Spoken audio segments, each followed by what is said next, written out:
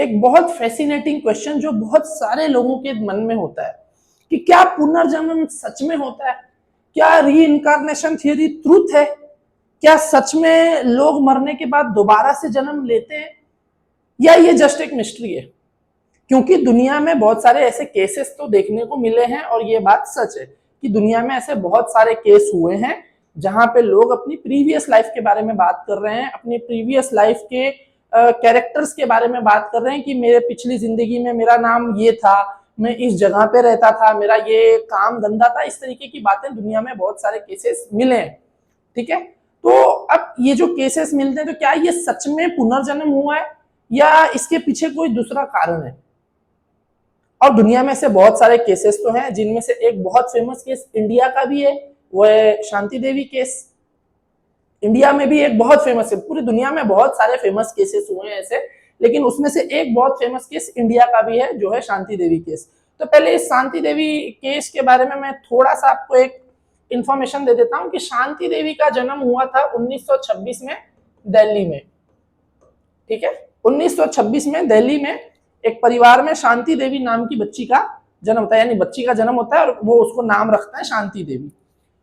और 1930 के आसपास शांति देवी वाला जो केस है वो बहुत फेमस होना शुरू हो गया, यानी जब शांति देवी ऑलमोस्ट 4-5 साल की थी तब। और बताते चलूं कि जो छोटे बच्चे होते हैं उनकी 2.5 से 3 साल का बच्चा एक भाषा बोलना शुरू कर चुका होता है और 3-4 साल में बच्चे की इमेजिनेटिव पावर्स भी डेवलप हो चुकी होती हैं। तो 1930 के आसपास शांति देवी ने घर में ऐसी बातें करना शुरू की कि मेरा जो असली नाम है वो शांति देवी नहीं है, मेरा नाम है लुगदी देवी और मेरा घर जो है वो मथुरा में है। मैं दिल्ली में नहीं रहती हूँ, मेरा घर मथुरा में है और मेरे एक हस्बैंड भी हैं, हस्बैंड का नाम है केदारनाथ। इस तरीके की बातें शांति देवी ने घर में करना शुरू कर दी और इन्होंने ये तक कहा कि मेरे हस्बैंड का जो है वो क्लॉथ का बिजनेस है, कपड़े का बिजनेस है, मेरे हस्बैंड जो है वो क्लॉथ मर्चेंट है और मथुरा में XYZ इस जगह पे मेरा घर है। मैं शांति देवी नहीं हूं, मेरा नाम जो है वो लुगदी देवी है, मेरी शादी हुई है केदारनाथ नाम के एक इंसान से जो मथुरा में रहते हैं और उनका कपड़े का बिजनेस है। इस तरीके की बातें शांति देवी ने घर में करना शुरू कर दिया। पहले तो घर वालों को लगा कि है बच्ची ये कुछ भी बकवास कर रही है, 2-4 चमाट मार के करके इग्नोर कर दिया, लेकिन शांति देवी रेगुलरली कंटिन्यूअस ये बात करती थी। हर 2 दिन 4 दिन बाद इस तरीके की बातें करना शुरू कर दी थी कि मेरा नाम लुगदी देवी है, मेरे एक हस्बैंड है जिनका नाम है केदारनाथ और मेरी मौत जो है वो बच्चा पैदा करते वक्त हुई थी, चाइल्ड बर्थ के टाइम पे मेरी मौत हो गई थी, मेरा एक बेबी भी है। इस तरीके की सारी बातें शांति देवी ने करना शुरू कर दिया। तो पहले तो घर वालों ने इग्नोर किया और उसके बाद फिर बड़ा हंगामा हुआ, बहुत फेमस हुआ ये केस। तो इवन इस शांति देवी केस को महात्मा गांधी इस केस में खुद पर्सनली इन्वॉल्व थे। उन्होंने इस केस को जांच पड़ताल करने के लिए एक पूरी कमेटी बनाई थी, जिस कमेटी ने शांति देवी को पूरा जो भी ये कह रही थी उसको फॉलो कर रहे थे, उसको ट्रैक कर रहे थे और इस तरीके का पूरा मामला था। तो पहले तो शुरू में घर वालों ने इग्नोर किया, लेकिन बाद में जब बहुत ज्यादा होने लगा कि एक बच्चा यार कुछ अलग ही बिहेव कर रहा है, कुछ अलग सी बातें कर रहा है, तो उसको फॉलो अप देना लोगों ने शुरू किया। इनके घर वालों ने फिर पूछना शुरू किया कि हाँ अच्छा बताओ आपका असली नाम क्या है? तो इन्होंने कहा कि मेरा नाम लुगदी देवी है। अच्छा लुगदी देवी, मथुरा में आप कहाँ रहते हो? चलो बताओ मथुरा में आपका एड्रेस क्या है? तो शांति देवी ने बताना शुरू कर दिया कि भाई आप मुझे मथुरा ले चलो, मैं आपको बताती हूँ मेरा घर कहाँ है, मैं अपने घर पे लेके चलूंगी। लोगों ने जो भी कमेटी थी या जो भी इनको फॉलो अप दे रहे थे, उन लोगों ने इनको मथुरा ट्रेवल करवाया, मथुरा में लेके गए। शांति देवी ने सच में उस जगह पे लोगों को ले गई जहां पे एक कपड़े का व्यापारी है जिसका नाम सच में केदारनाथ है और सच में केदारनाथ की जो वाइफ है वो डेथ है, उनकी डेथ हो चुकी है और केदारनाथ की वाइफ का नाम लुगदी देवी था और लुगदी देवी की डेथ सच में बच्चा पैदा करते वक्त हुई थी। तो अब सब लोग हैरान हो गए कि अरे बाप रे, ये तो रीइंकार्नेशन है भाई, रीइंकार्नेट किया है लुगदी देवी ने, लुगदी देवी का पुनर्जन्म हुआ है। इस तरीके की पूरी बात जो है वो इंडिया में फेमस हो गई, पूरी दुनिया में फेमस हो गई। तो मुझे उम्मीद है कि यहां तक मैं आपको एक शांति देवी का केस समझा पाया हूं। अब ये सच में रीइंकार्नेशन था या फिर इसके पीछे क्या मिस्ट्री है उसको हम समझने की कोशिश करते हैं। ठीक है, पहले आप ये समझो कि जो छोटे बच्चे होते हैं ना, छोटे बच्चों का दिमाग बहुत अलग होता है। सबसे पहले अभी हम इस पे आएंगे कि ये सच में हुआ है या नहीं हुआ है, रीइंकार्नेशन ट्रुथ है या मिस्ट्री है, हम उस कंक्लूजन पे भी पहुंचेंगे। बट पहले आप ये चीज समझ लो कि जो छोटे बच्चे होते हैं 4-5 साल के, उनका जो ब्रेन होता है ना वो बहुत कॉम्प्लेक्स होता है, वो एडल्ट्स की तरह स्टेबल ब्रेन नहीं होता। छोटे बच्चों का जो दिमाग होता है वो लर्निंग फेज में होता है, वो बहुत सारी चीजें कॉन्शियसली, अनकॉन्शियसली, सबकॉन्शियसली सीख रहा होता है छोटे बच्चों का ब्रेन। वो जो भी सुनते हैं, जो भी देखते हैं, जो भी पढ़ते हैं, और जिस तरीके की कहानियां सुनते हैं, जिस तरीके की न्यूज देखते हैं, और किताबों में, क्योंकि छोटे बच्चों को बहुत सारी चीजें कहानियों से पढ़ाई जाती है। छोटे बच्चे कहीं सैलून में बाल कटाने गए तो वहां बहुत सारे लोग बैठे हैं, कोई अंकल न्यूज़पेपर पढ़ रहे हैं, न्यूज़पेपर में वो किसी केस के बारे में बात कर रहे हैं, बच्चा चुपचाप बाल कटा रहा है लेकिन उसका कान वहां पे, तो वो वहां से कुछ चीजें सीखता है। छोटे बच्चे स्कूल्स जाते हैं, वो स्कूल्स में बहुत दुनिया भर के अपने दोस्तों से मिलते हैं, अलग अलग कल्चर के दोस्त होते हैं, अलग अलग रीजन के दोस्त होते हैं, अलग अलग रिलीजन के दोस्त होते हैं। वो अपने घरों में अलग अलग कहानियां सुन के आते हैं, एक दूसरे को शेयर करते हैं कि मेरे गांव में तो एक बार ऐसा हुआ था, मेरे मम्मी डैडी बता रहे थे मेरे गांव में एक ऐसा केस हुआ था। बच्चों की मेमोरी इस तरीके से बिल्टअप होती है, बहुत सारी चीजें बच्चे जो है यहाँ वहां से सीखते हैं। तो बच्चे जो है वो, उनका ब्रेन कॉम्प्लेक्स होता है बहुत। पहले आप ये समझ लो कि छोटे बच्चे जो है उनका ब्रेन एडल्ट्स की तरह नहीं होता है, और छोटे बच्चों की इमेजिनेटिव पावर बहुत हाई होती है। छोटे बच्चे बहुत जल्दी से अपने आप को किसी कैरेक्टर में बिल्टअप करते हैं, इसलिए आप देखेंगे कि छोटे बच्चे जो होते हैं वो बहुत जल्दी अपने आप को सुपरमैन समझते हैं, स्पाइडरमैन समझते हैं, और छोटे बच्चे अपने आप को स्पाइडरमैन की तरह ऐसे ऐसे करने के, वो भी जाल निकालने की कोशिश करते हैं, वो जल्दी से अपने आप को किसी कैरेक्टर में ढालने की कोशिश करते हैं। छोटे बच्चों का ब्रेन इसी तरीके का होता है, वो बहुत जल्दी से चीजों को एक्सेप्ट करते हैं, क्योंकि उनके पास बोध नहीं होता, बुद्धि नहीं होती, लॉजिकल और रीजनिंग उनके पास नहीं होती। उनका ब्रेन जो है सिर्फ चीजें सीखना चाहता है, चीजें गैदर करना चाहता है, और फिर उनका जो हमारे ब्रेन के अंदर, हमारे यानी इन द सेंस छोटे बच्चों के ब्रेन के अंदर सब इंफॉर्मेशन मिक्स होती है। और छोटे बच्चों की क्योंकि इमेजिनेटिव पावर बहुत हाई होती है, तो क्वाइट पॉसिबल है कि छोटे बच्चे अपने आप को किसी भी कैरेक्टर में जल्दी से ढाल दें। छोटे बच्चे बहुत बार ऐसी चीजें करते हैं। अब यहाँ पे एक चीज होती है जिसको हम कहते हैं क्रिप्टोनेशिया। ठीक है, क्रिप्टोनेशिया का मतलब ही क्या होता है? हिडन मेमोरी, जो मैंने अभी आपको बताया कि छोटे बच्चों की जो मेमोरी होती है वो बहुत तरीकों से बिल्टअप होती है, सिर्फ उन चीजों से नहीं होती जो वो देख रहे हैं। एक तो वो जो कॉन्शियसली जो चीजें देख रहे हैं, सुन रहे हैं, मम्मी डैडी उनको जो सिखा रहे हैं, जो उनका अपना कल्चर है, जिस परिवार में पैदा हुए, एक तो वो यहाँ से सीखते हैं। दूसरी चीज, वो अनकॉन्शियसली भी बहुत सारी चीजें सीखते हैं, सबकॉन्शियसली भी बहुत सारी चीजें सीखते हैं। तो छोटे बच्चों का जो ब्रेन होता है उसकी कॉम्प्लेक्सिटी बहुत हाई होती है, हमारी तरह नहीं होता, वो एडल्ट लोगों की तरह छोटे बच्चों का ब्रेन स्टेबल नहीं होता। अब यहाँ पे 3 चीजें पहले आप समझ लो कि शांति देवी केस या दुनिया में जितने भी ऐसे केसेस होते हैं उसमें क्या पॉसिबल कारण हो सकता है। सबसे पहले तो suggestibility in the children. Suggestibility in the children का मतलब ये है कि छोटे बच्चे जो होते हैं उनकी इमेजिनेटिव पावर क्या होती है, बहुत ज्यादा होती है। तो बहुत बार क्या होता है कि बच्चे इमेजिन करने लगते हैं अपने आप को किसी कैरेक्टर में। अच्छा, पहले आप ये बताओ, हो सकता है कि आपके मन में आए कि पहले आप ये बताओ कि ये जो छोटे बच्चे हैं जो शांति देवी केस है, उनको कैसे पता चला कि उनका नाम लुगदी देवी है? तो भाई बहुत कुछ हो सकता है, ये मैंने कहा ना कि अब हम वहां पे थे नहीं, तो उस वक्त हमको एग्जैक्ट पता नहीं है कि शांति देवी ने कहां कहां से कौन कौन सी स्टोरी सुनी हुई थी। हो सकता है कि वो शांति देवी के आसपास में, अड़ोस पड़ोस में कोई लोग ऐसे रहे हो जो मथुरा को बिलोंग करते हैं और वहां से कोई स्टोरी उन्होंने कैरी की है, ये वाली जो केदारनाथ और उनकी वाइफ लुगदी देवी का।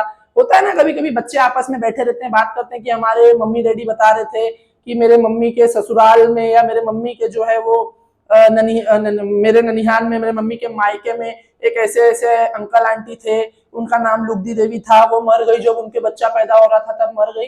तो छोटे बच्चे आपस में बहुत सारी स्टोरी शेयर करते हैं। हो सकता है न्यूज में उन्होंने कुछ सुना हो सकता है स्कूल में या जहां पे भी बालवाड़ी टाइप जहां पे भी जाते हैं वहां पे कोई टीचर ने कभी अनकॉन्शियसली या जाने अनजाने, बहुत बार हम बच्चों की मेमोरीज बिल्ड करते हैं, और छोटे बच्चे क्या करते हैं कि वो इन मेमोरीज को अपने साथ कंबाइन करते हैं। इसीलिए छोटे बच्चे आप देखोगे वो ज्यादा सोते भी बहुत हैं, क्योंकि उनके ब्रेन को ज्यादा नींद की जरूरत होती है। उनका जो ब्रेन होता है वो बहुत ज्यादा कॉम्प्लेक्स होता है, तो वो उनकी नींद भी ज्यादा उनको जरूरत होती है।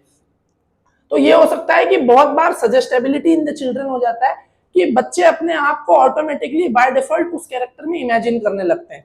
दूसरी चीज ये होती है कि कोइंसिडेंस हो सकता है, कंफर्मेशन बायस हो सकता है। देखो एक चीज तो एकदम सही है कि ये बात सच है कि शांति देवी ने जो बहुत सारे सिम्टम्स बताए, जो बहुत सारे उन्होंने निशान बताए, वो सच निकले। लेकिन अब हम उस वक्त थे नहीं, तो हो सकता है कि शांति देवी ने बहुत सारी ऐसी भी चीजें बताई होंगी जो मैच नहीं हुई, लेकिन हम तक क्या पहुंचा, जो मैच हो गई। क्योंकि हमारा कंफर्मेशन बायस होता है, बाय डिफॉल्ट हम इंडियंस हैं, इंडिया में री-इनकार्नेशन की थियोरी बहुत पहले से चल रही है, बहुत पुरानी यहाँ पे एक आस्था रही है कि पुनर्जन्म का मामला होता है। और शांति देवी क्योंकि बाय डिफॉल्ट एक हिंदू फैमिली के अंदर पैदा हुई हैं, तो हो सकता है कि इनका जो बचपन से एक माइंडसेट रहा हो, कहीं पे पुनर्जन्म की कोई कथा वगैरह सुनी हो किसी पूजा वगैरह में घर में। अब 4-5 साल की है तो 4-5 साल में कभी तो घर में कोई पूजा पाठ कुछ तो हुआ होगा, तो हो सकता है कि वहां कहीं पे कुछ पुनर्जन्म या ईश्वर के अवतार इस तरीके का कोई स्टोरी सुना हुआ हो, और उसके बाद लोगों ने सिर्फ उन्हीं इंफॉर्मेशन को कंफर्म करना शुरू किया जो मैच हुई। हो सकता है शांति देवी ने बहुत सारी ऐसी भी आइडेंटिटी बताई होगी, ऐसे भी चीजें बोली होंगी जो मैच नहीं हो रही है रियल वाले से, बट क्योंकि ह्यूमन माइंड जो होता है वो कंफर्मेशन बायस को फॉलो करता है, तो कंफर्मेशन बायस को फॉलो करने की वजह से हो सकता है कि कोइंसिडेंस में हमने सिर्फ और सिर्फ उन चीजों को कैप्चर किया जो मैच हुई, और बहुत सारी ऐसी चीजें जो मैच नहीं हुई हम उसको छोड़ दिए। हो सकता है शांति देवी ने 10 चीजें बताई हो, 10 में से 3 मैच हुई, 7 नहीं मैच हुई।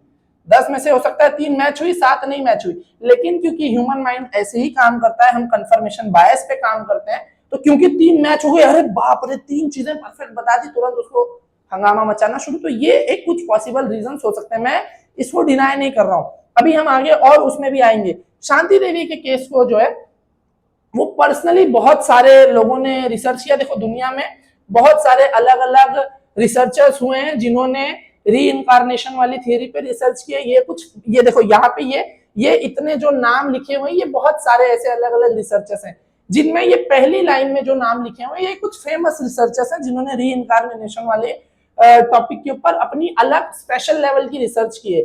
जिसमें जो डॉक्टर इयान स्टीवेंसन है, इन्होंने स्पेसिफिकली शांति देवी का जो केस था वो स्टडी किया था। ये कुछ दुनिया के फेमस केस हैं, दुनिया में बहुत सारे केस हुए हैं री इनकारनेशन को लेके, और लेकिन उसमें से ये कुछ बहुत दुनिया के फेमस केसेस है, जिसमें से शांति देवी वाला केस भी एक one of the famous case है, जिसके अंदर डॉक्टर इयान स्टीवेंसन ने रिसर्च किया था। बट उनको भी उसके पीछे कुछ बहुत हैवी कुछ ऐसा मिला नहीं इन द सेंस उनको री इनकारनेशन के काउंटर में कुछ नहीं मिला। जो मिला वो सब री इनकारनेशन को सपोर्टिव मिला। ये बात जो है, जो उनकी रिसर्च है वो यही है। और इसी चीज पे बहुत सारी किताबें भी लिखी गई हैं, लोगों ने अलग अलग लोगों ने बहुत सारी किताबें लिखी हैं। देखो यहाँ पे childrens past life, life after life, life before life, old souls, reincarnation and the biology, 20 cases suggestive of the reincarnation. तो बहुत सारी ऐसी किताबें भी लिखी गई हैं इस टॉपिक के ऊपर, आप चाहो तो इन किताबों को पढ़ भी सकते हो। अब डॉक्टर इयान स्टीवेंसन का जो केस है कि उनको क्यों नहीं मिला, क्योंकि बाय डिफॉल्ट इन्होंने उस रिसर्च को बहुत बाद में किया। अब ये शांति देवी के साथ रहते नहीं थे, शांति देवी के साथ हर एक सेकंड इन्होंने नहीं बिताया है, तो इनको कभी पता नहीं चलेगा कि शांति देवी को एक्चुअली ये इमेजिनेशन आया कहां से। शांति देवी की ये जो माइंडसेट है, ये जो मेमोरी है, ये बिल्टअप कैसे हुई, स्कूल में हुई, कॉलेज तो नहीं जाती होंगी, स्कूल में हुई, कहीं घर में हुई, आसपास खेलते हुए हुई, बच्चों के साथ हुआ, या कहीं और से किसी गली मोहल्ले में, किसी दुकान में, किसी सलून में, कहीं कुछ किसी कथा में, किसी रिलीजियस लोकेशन पे उन्होंने इस तरीके की कोई स्टोरी सुनी या कुछ ऐसा माइंडसेट बिल्टअप हुआ। ये इस मामले तक डॉक्टर इयान स्टीवेंसन पहुंच नहीं सके। उनको भी एग्जैक्ट पता नहीं चला कि ये जो शांति देवी जो चीजें बता रही हैं वो कैसे सच हो रही हैं, क्योंकि उनको ये पता था कि शांति देवी ने ये बताया और ये मैच हुआ है। लेकिन मैं वही कह रहा हूं ना कि शांति देवी बहुत छोटी बच्ची थी, उन्होंने बहुत कुछ गलत भी बताया होगा, लेकिन कंफर्मेशन बायस की वजह से हमने गलत वाले को इग्नोर कर दिया और सही जो चीजें बताई जा रही हैं उसको हम नोट करते रहे। अब होता क्या है छोटे बच्चों के साथ, अगर आप छोटे बच्चों को जो है वो हिंट देना शुरू करो, उनको सजेशन देना शुरू करो कि आप उनको सच में मथुरा लेके गए, ठीक है, मथुरा। अब बच्चे ने नाम सुना है कि मिसाल के तौर पे कि मथुरा में कोई एक जगह है, वृंदावन, एग्जाम्पल के तौर पे, कि बच्चा कह रहा है कि मथुरा में एक जगह है वृंदावन में, मैं वहां को बिलोंग कर दूं। बच्चे को नहीं पता वृंदावन कहाँ है, आप उसको वृंदावन लेके जा रहे हो। अब बच्चा कंफर्म कर रहा है कि हाँ सच में वृंदावन है। अब बच्चे ने एक मार्केट का नाम सुना है, मिसाल के तौर पे, जस्ट फॉर एग्जांपल, कि बच्चे ने मार्केट का नाम बता रहा है कि अशोक मार्केट, एक एग्जांपल, कि अशोक मार्केट नाम की एक जगह है। अब बच्चे को नहीं पता कि वो लोकेशन कहाँ है, आप उसको अशोक मार्केट में लेके जा रहे हो, तो बच्चे का ये एक और कंफर्मेशन टिक हो गया कि हाँ सच में अशोक मार्केट भी एग्जिस्ट करता है, मतलब मैं एक्चुअली मैं लुगदी देवी हूँ।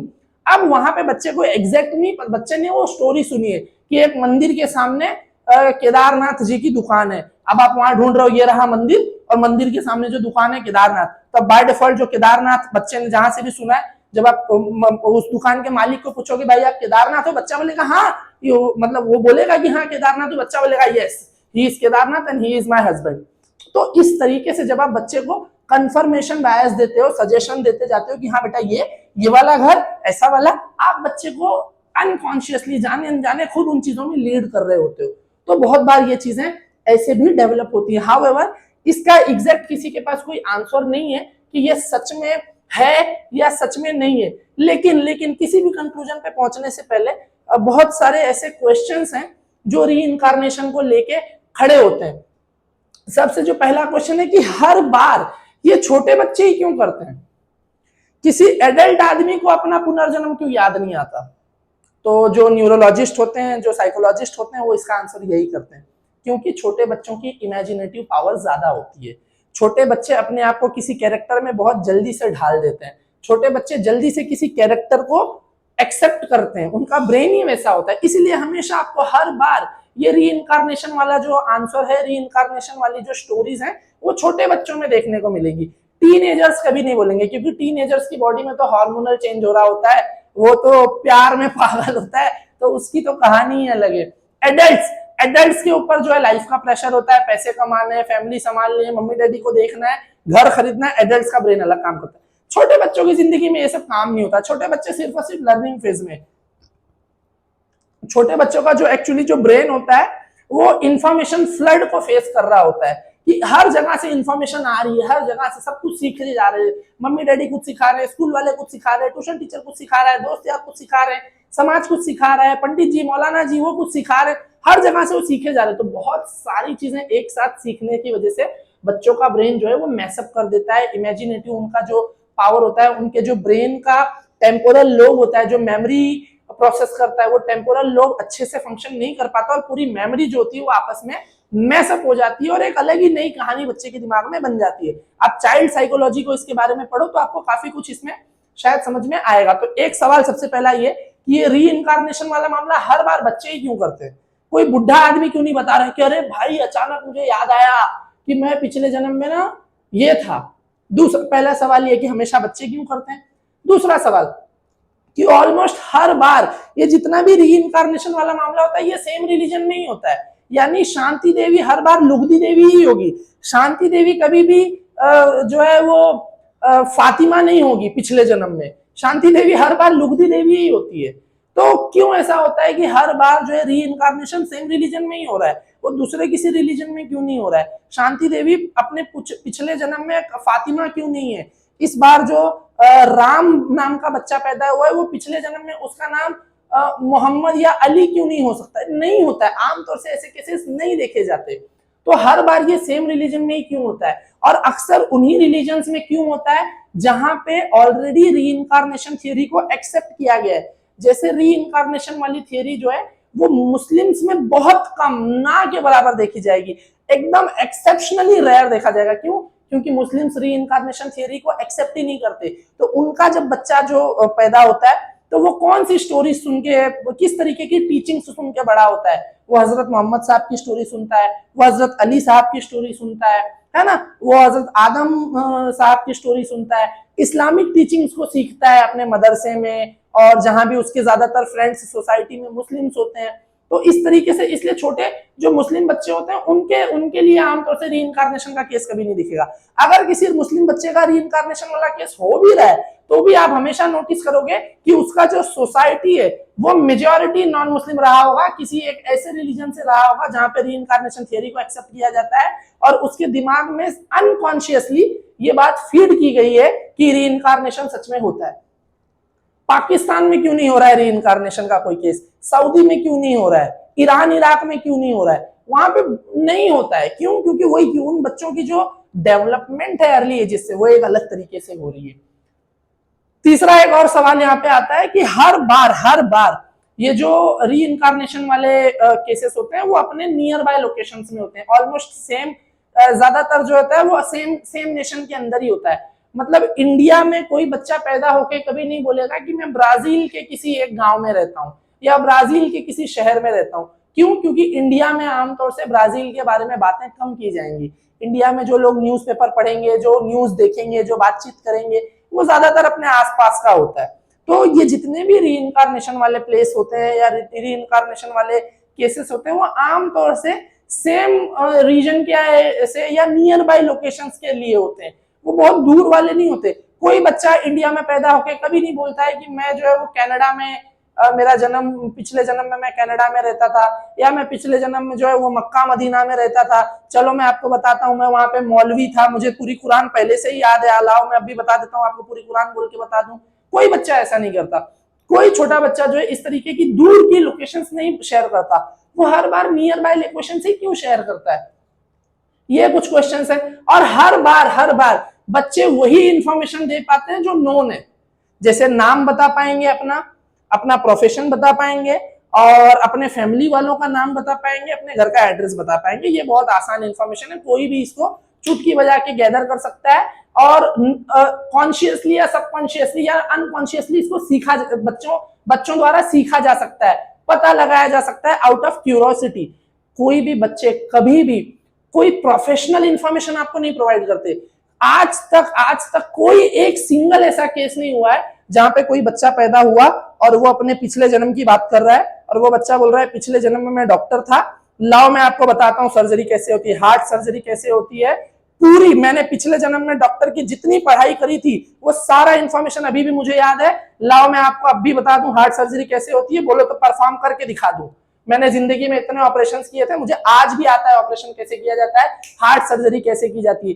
कोई बच्चा कभी भी ये नहीं बताता कि मैं पिछले जन्म में मैं एक साइंटिस्ट था और मैंने पिछले जन्म में जितने भी थियरी सीखी थी, जितनी भी मैथमेटिकल प्रॉब्लम सॉल्व की थी, जितना भी इंजीनियरिंग सीखा था, जितने भी साइंस के फंडे सीखे थे, वो सब मुझे अब भी पता है 5 साल की उम्र में। लाओ मैं तुमको क्वांटम मैकेनिक्स के इक्वेशन सॉल्व करके दिखा दूं, लाओ मैं तुमको एडवांस मैथमेटिक्स के इक्वेशन सॉल्व करके दिखा दूं, लाओ मैं तुमको एटॉमिक थियरी के ऊपर लेक्चर दे दूं पूरा, क्योंकि मैं पिछले जन्म में साइंटिस्ट था, मुझे पहले से सारा इंफॉर्मेशन पता है, पिछले जन्म की सारी यादें मेरे साथ कैरी हुई हैं, मेरे पास जितना भी इंफॉर्मेशन था पिछले जन्म में वो सब कुछ मुझे पता है। तो मैं ऑलरेडी वो सब चीज जानता हूं जो पिछले जन्म में मैंने जिंदगी भर सीखी। बच्चे कभी ये नहीं करते, क्यों? क्योंकि वो इंफॉर्मेशन एक्सेस करना कि ऑपरेशन कैसे होता है, किस बीमारी के लिए कौन सी दवा दी जाती है और किस बीमारी का सिम्टम क्या है, ये एक लंबी एजुकेशन लेने के बाद ही कोई इंसान सीख सकता है। तो आज तक कोई भी बच्चे ऐसे प्रोफेशनल लेवल का री इनकारनेशन नहीं करते, वो बड़ी बेसिक इंफॉर्मेशन प्रोवाइड कर पाते हैं, अपने पिछले जन्म का नाम प्रोवाइड कर पाएंगे, पिछले जन्म का एड्रेस प्रोवाइड कर पाएंगे, थोड़ा बहुत फैमिली मेंबर्स के आइडेंटिफिकेशन प्रोवाइड कर पाएंगे और एड्रेस वगैरह, बहुत बेसिक चीजें जो बहुत आराम से जो है अनकॉन्शियसली सीखी जा सकती है। जिन चीजों को सीखने के लिए बहुत हाई लेवल ऑफ कॉन्शियसनेस चाहिए, वो बच्चे कभी इंफॉर्मेशन प्रोवाइड नहीं कर पाते। वो बच्चे कभी भी अपने पिछले जन्म के क्रेडिट कार्ड का पासवर्ड नहीं बता पाएंगे, क्योंकि वो एक्सेसिवली उसी पर्सन को पता होता है। वो हर कोई अनकॉन्शियसली कोई आपको सिखा नहीं सकता है। कोई भी बच्चा आज तक, मैं यही बोल रहा हूं, ये सबसे बड़ा सवाल है कि आज तक कोई भी बच्चा री इनकारनेशन का क्लेम करते हुए ये नहीं बोला है कि मैं पिछले जन्म में इंजीनियर था, लाओ मैं तुमको बता दूं कि इंजीनियरिंग कैसे होती है। 5 साल मेरी उम्र है, इम्पॉसिबल है 5 साल के बच्चे के लिए इतनी सारी मैथमेटिकल चीजें सीखना जो इंजीनियरिंग में सालों साल लोगों को सिखाई जाती है। मैं 5 साल का बच्चा हूं, मैं पिछले जन्म में सीए था, लाओ मैं आपको बता दूं पूरे अकाउंट्स के ऑडिट कैसे होते हैं। मैं 5 साल का बच्चा हूं, मैं पिछले जन्म में लॉयर था, लाओ मैं आपको पूरा इंडियन कॉन्स्टिट्यूशन अब भी मुंह पे सुना दूं और कौन कौन से अलग अलग केस आज तक इंडिया में हुए हैं, मैंने कितनी केस स्टडीज की हैं और किस किस जज के साथ मैंने क्या क्या आर्ग्यूमेंट किया था, लाओ मैं वो सब अभी आपको बता दूं। बच्चे कभी ये प्रोफेशनल लेवल का री इनकारनेशन नहीं करते, बच्चे हमेशा बड़ा बेसिक लेवल का री इनकारनेशन करते हैं, जो अनकॉन्शियसली जो इंफॉर्मेशन वो सीख सकते हैं कहीं से या सोसाइटी उनको सिखा सकती है। लेकिन ये जो प्रोफेशनल लेवल की इंफॉर्मेशन होती है, ये सीखने के लिए बहुत हाई लेवल ऑफ कॉन्शियसनेस चाहिए, बहुत हाई लेवल ऑफ फोकस चाहिए, एक लंबी पढ़ाई करनी पड़ेगी, तभी वो होगा। तो अगर मैं भी इस चीज को कबूल करूंगा, जब तक इन सवालों के जवाब नहीं है तब तक फिलहाल के लिए ये जो री इनकारनेशन थियरी है थोड़ी सी डाउटफुल है, इसके ऊपर एक बड़ा सा क्वेश्चन मार्क रहेगा। जिस दिन कोई बच्चा इस तरीके की इंफॉर्मेशन देना शुरू कर देगा कि मैं 5 साल का बच्चा हूं, पिछले साल में मैं एक हार्ट सर्जन था, लाओ मैं आपको बता दूं कैसे हार्ट सर्जरी होती है, बोलो तो करके दिखा दूं, क्योंकि मेरे पास इतना एक्सपीरियंस है, मैंने 25 साल 20 साल जो है हार्ट सर्जरी की हुई है, तो मैं आपको बता दूं कि कैसे कैसे होता है और किस बीमारी के लिए कौन सी दवा दी जाती है, किस बीमारी में कौन सी मेडिसिन दी जाती हैं। पिछले जन्म में मैं एक न्यूरोलॉजिस्ट था, लाओ मैं आपको बता दूं न्यूरोलॉजी में क्या क्या पढ़ाई की जाती है, मैंने किसी यूनिवर्सिटी से कौन कौन सी सब्जेक्ट की पढ़ाई की थी, किस सब्जेक्ट में मेरी कमांड थी। मैं पिछले जन्म में एक इकोनॉमिस्ट था, लाओ मैं आपको पूरे इकोनॉमिक्स से फंडे 5 साल की उम्र में समझा दूं कि ग्लोबल इकोनॉमिक्स कैसे काम करती है, दुनिया की पॉलिटिक्स कैसे काम करती है। मैं पिछले जन्म में, वो बच्चा प्रोफेशनल लेवल की इंफॉर्मेशन नहीं प्रोवाइड कर पा रहा है। ये एक बहुत बड़ा क्वेश्चन है री इनकारनेशन के ऊपर। इसी वजह से फिलहाल री इनकारनेशन पे मेरी तरफ से क्वेश्चन मार्क हमेशा बना रहेगा कि शायद ये वही बात है जो बहुत सारे साइकोलॉजिस्ट या न्यूरोलॉजिस्ट कहते हैं कि बच्चे जो होते हैं उनका ब्रेन कॉम्प्लेक्स होता है, बहुत सारी इमेजिनेटिव चीजें, वो जो है बहुत सारी इमेजिनेटिव पावर होल्ड करते हैं और बहुत सारी इंफॉर्मेशन को एक साथ गैदर करके मिक्सअप कर देते हैं और जल्दी से किसी कैरेक्टर को कबूल कर लेते हैं, अपने आप को किसी कैरेक्टर में ढाल देते हैं। तो शायद ये एक कारण हो सकता है। फिलहाल इन सवालों की वजह से मैं री इनकारनेशन पे एक क्वेश्चन मार्क रखूंगा, स्पेशली इस लास्ट वाले सवाल की वजह से। तो मुझे उम्मीद है कि आपको वीडियो पसंद आई होगी, और अगर आपको वीडियो पसंद आई तो वीडियो को लाइक जरूर करना, अपने फ्रेंड्स के साथ जरूर शेयर करना जो री इनकारनेशन की थियरी पे यकीन करते हैं। और इसी तरीके की और इन्फॉर्मेटिव वीडियोस देखते रहने के लिए मुझे इंस्टाग्राम पे भी फॉलो कर सकते हो। मिलते हैं नेक्स्ट वीडियो में, फिलहाल के लिए गुड बाय।